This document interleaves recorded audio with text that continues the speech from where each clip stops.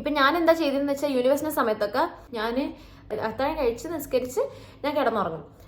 കിടന്നുറങ്ങിയിട്ട് ഞാനൊരു ഉച്ച വരെ ഓൾമോസ്റ്റ് കിടന്നുറങ്ങും. ഉച്ച ഒരു ബാങ്ക് ഒക്കെ കൊടുക്കുമ്പോഴേക്കും ഞാൻ ഏകദേശം എണീക്കും, നിസ്കരിക്കുകയൊക്കെ ചെയ്ത് അതിനുശേഷം മെല്ലെ കറക്റ്റായി ഓണായി വരുമ്പോഴേക്കും 2 മണിയൊക്കെ ആവട്ടോ.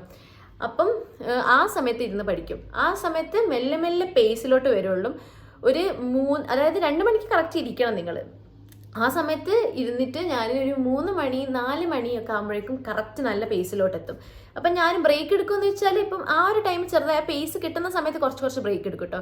പക്ഷെ ഒരു 4 മണി ആയി കഴിഞ്ഞ് ഞാൻ കണ്ടിന്യൂസ്ലി പഠിക്കും. 4 മണി തൊട്ട് ഒരു 6 സമയം വരെയൊക്കെ ബാങ്ക് കൊടുക്കുന്ന ടൈമായിരിക്കും. അപ്പം 6:30 ഒക്കെ ആകുമ്പോഴേക്കും ഞാൻ ഭയങ്കര എഫിഷ്യൻ്റായി പഠിക്കുന്ന ടൈം അതായിരിക്കും. കാരണം എന്താണെന്ന് വെച്ചാൽ 2.5 മണിക്കൂർ നമുക്ക് കഴിഞ്ഞാൽ നമുക്ക് നോമ്പ് തുറക്കാം. അപ്പോൾ ആ ഒരു ആശ്വാസം ഉണ്ടാവും. പിന്നെ എന്താണെന്ന് വെച്ചാൽ നമുക്ക് ടയേർഡ് ആയാലും നമുക്ക് റെസ്റ്റ് ചെയ്യാം, നമുക്ക് ഭക്ഷണം കഴിച്ചിട്ട് റെസ്റ്റ് ചെയ്യാമല്ലോ.